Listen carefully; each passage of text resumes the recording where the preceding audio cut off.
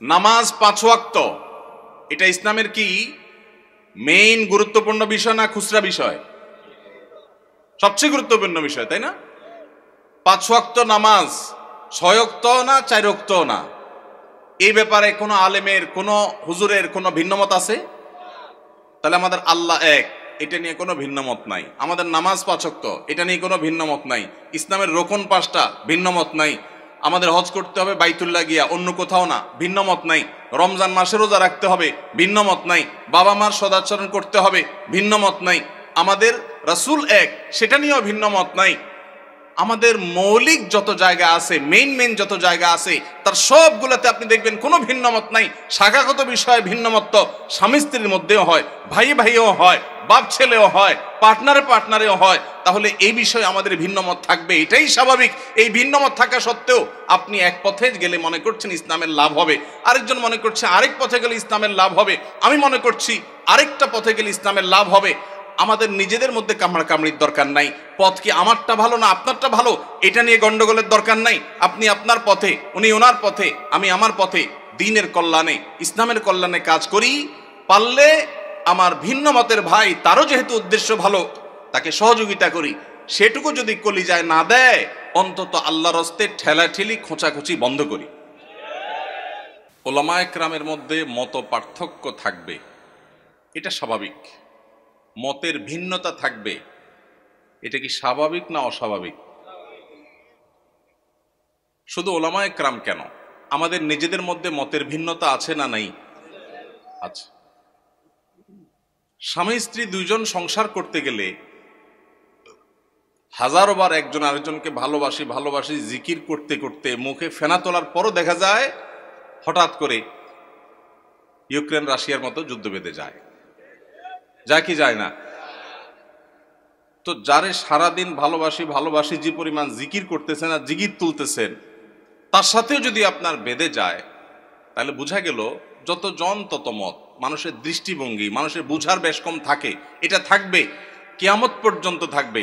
সব আলেমরা সব বিষয় একমত হয়ে যাবেন, এটা কিয়ামত পর্যন্ত কখনো সম্ভব না।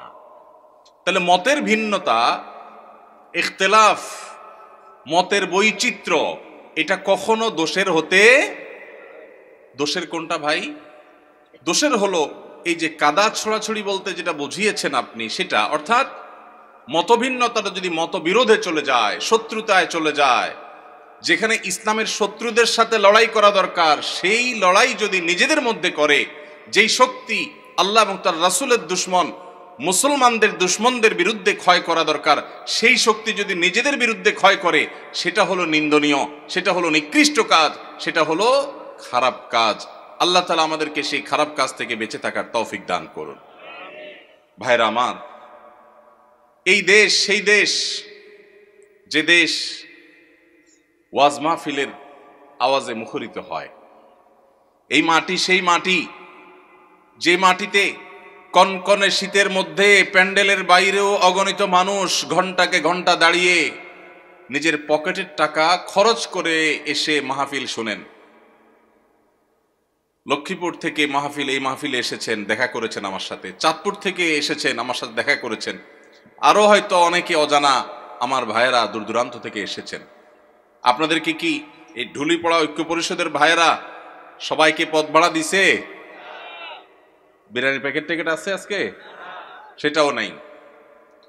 নিজের খরচে, নিজের গরজে ওয়াজ মাহফিলগুলোতে যে স্বতঃস্ফূর্ত অংশগ্রহণ হয়, বাংলাদেশে কোন সমাবেশে এই রকম স্বতঃস্ফূর্ততার কোন দৃষ্টান্ত কেউ দেখাতে পারবে না।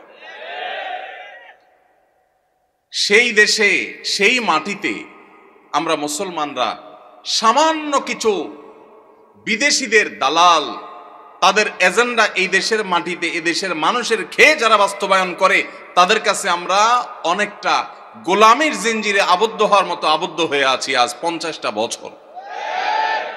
50 বছর বললে ভুল হবে, সে ব্রিটিশ আমল থেকে শুরু হয়েছে। দ্বীন এবং ইসলামকে কোণঠাসা করে একঘরে রাখার এক অপরচেষ্টা, নীল নকশা এদেশে প্রতিনিয়ত বাস্তবায়ন করা হয়। এদেশের শিক্ষাক্রমে, পাঠ্যপুস্তকে এদেশের আপামর সাধারণ ধর্মপ্রাণ মানুষের চিন্তাধারার প্রকাশ আপনি সচরাচর দেখতে খুব কম পাবেন না। এদেশের সংবিধানে, এদেশের আইনে, এদেশের মিডিয়াতে, এদেশের আদালতে, এদেশের বিভিন্ন জায়গায় গণমানুষের আকাঙ্ক্ষা বলতে যা, সেটা খুব বেশি প্রতিফলিত হতে দেখবেন না। দেখবেন যে সব এজেন্ডা বাস্তবায়ন, বিভিন্ন জিনিস পুশ করানোর চেষ্টা, এত এত শয়তানি চক্রান্ত যেই মাটিতে চলে, সেই মাটিতে ইসলামপন্থীরা পরস্পর কাদা ছড়াছড়ি করবে, এর চাইতে নির্লজ্জতা, এর চাইতে দুঃখজনক ঘটনা মুসলমান জাতির জন্য আর কি হতে পারে? আল্লাহ তাআলা আমাদেরকে ভিন্ন ভিন্ন মত থাকা সত্ত্বেও পরস্পরের সাথে সৌহার্দ্যপূর্ণ সম্পর্ক বজায় রেখে, ভিন্ন ভিন্ন চিন্তা থাকা সত্ত্বেও কাঁধে কাঁধ মিলিয়ে, হাতে হাত মিলিয়ে যার যার আল্লাহ এবং তার রাসূলের পথে আহ্বানের মিশনকে আল্লাহ তাআলা সাকসেস করার তৌফিক দান করুন। ভাইরা আমার, সাপ যখন এসে যায়, যার হাতে যা থাকে সে তা নিয়ে ঝাঁপিয়ে পড়ে। কিভাবে সাপের ক্ষতি থেকে বাঁচা যায়, ঠিক না ঠিক? আমাদের উচিত আমরা যে যেই মতের হই, যে যেই পথের হই, আমাদের কমন শত্রু, আপনার শত্রু, আমার শত্রু, ওনার শত্রু, সবার শত্রু যারা যারা আমাদের শত্রু হওয়ার ব্যাপারে কোনো ভিন্ন মত নাই, তাদেরকে আপনি আপনার মতো, আমি আমার মতো, উনি ওনার মতো, তাদেরকে দমনের পিছনে লেগে যাই। আমাদের নিজেদের পেছনে ছিদ্র খোঁজার কাজটা আল্লাহর ওয়াস্তে বন্ধ করে দিই। আমরা যারা সাধারণ মানুষ আছি, আমরা পাড়া মহল্লা থেকে ভিন্ন মতের, ভিন্ন দলের, ভিন্ন চিন্তার মুসলমান ভাইয়ের সাথে কাঁধে কাঁধ মিলিয়ে চলা শিখবো তো ইনশাআল্লাহ। মনে রাখবেন, মতের ভিন্নতা আছে, থাকবে। মতের ভিন্নতা থাকে যদি 10টা বিষয় নিয়ে, মতৈক্য আছে 100 বিষয় নিয়ে, ঠিক না ঠিক? শুধু নামাজের কথাই যদি বলেন, নামাজের কয়টা মাসআলা নিয়ে আমাদের সমাজে মত ভিন্নতা আছে? এর বিপরীতে মতৈক্যের বিষয় পাবেন আপনি অগণিত। মৌলিক আকীদা ঈমানের বিষয় যদি বলেন, আমাদের আল্লাহ এক, মুসলমানদের মধ্যে মত পার্থক্য আছে। অনেকে শুধু মত পার্থক্য দেখে সকাল বিকাল, সারাদিন শুধু দেখে যে হুজুরদের এত মত পার্থক্য। আমি কত মত পার্থক্য? কি দেখেন আপনি এত? আমি তো দেখি না। নামাজ 5 ওয়াক্ত, এটা ইসলামের কি মেইন গুরুত্বপূর্ণ বিষয় না খুচরা বিষয়?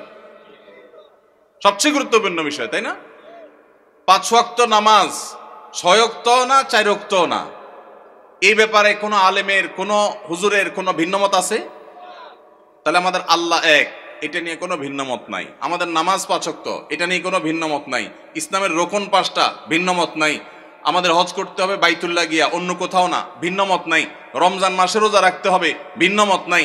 বাবা মার সদাচরণ করতে হবে, ভিন্নমত নাই। আমাদের রাসূল এক, সেটা নিয়েও ভিন্নমত নাই।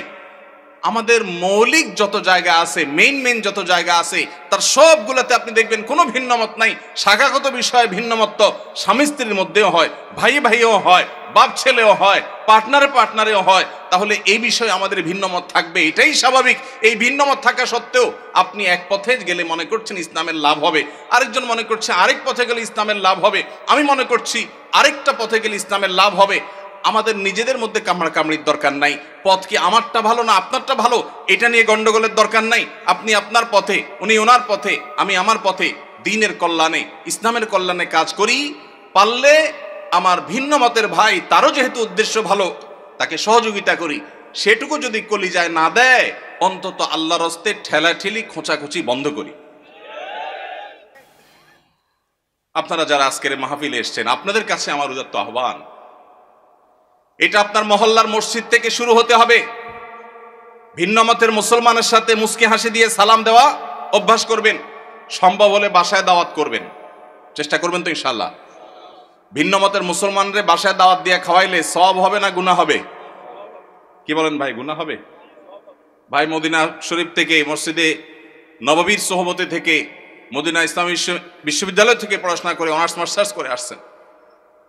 সৌদি আরবে দায়ী ছিলেন, ঢাকা ইউনিভার্সিটিতে পড়াশোনা করেছেন, অনেক যোগ্য মানুষ।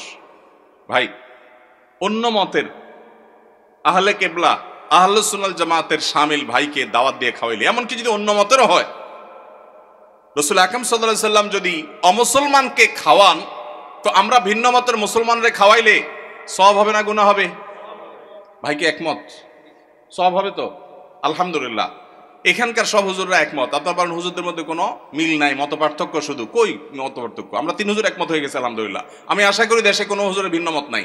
এখন আমার প্রশ্ন, আপনি একজন তবলিগ জামাত করেন, আপনি জামাত ইসলামের এক ভাইকে, চরণাবিশ্বাস মরিদ এক ভাইকে, আহলে হাদিস এক ভাইকে আপনার বাসায় শুধু আপনার মুসলমান ভাই হিসাবে দাওয়াত দিয়া খাওয়াইছেন। এই ঘটনাগুলো আমাদের দেশে বেশি হয় না কম হয়? কম হয় মানে সচরাচর খুব একটা দেখাই যায় না। আহা, আমাদের কলিজাগুলোকে একটু বড় করতে হবে যদি আমরা আল্লাহকে খুশি করতে চাই। আল্লাহ আমাদেরকে তৌফিক দান করুন। ওলামা একরামের মধ্যে মতভিন্নতা এটা অনেক সময় আমরা বাড়াই, অনেক সময় আমাদের এই ক্যামেরা হুজুররা বাড়ায়। ক্যামেরা হুজুররা অহেতুক মিথ্যা ভুয়া থাম্বনেল দিয়া একজনের পিছনে একজনকে লাগাই দেওয়া হয়।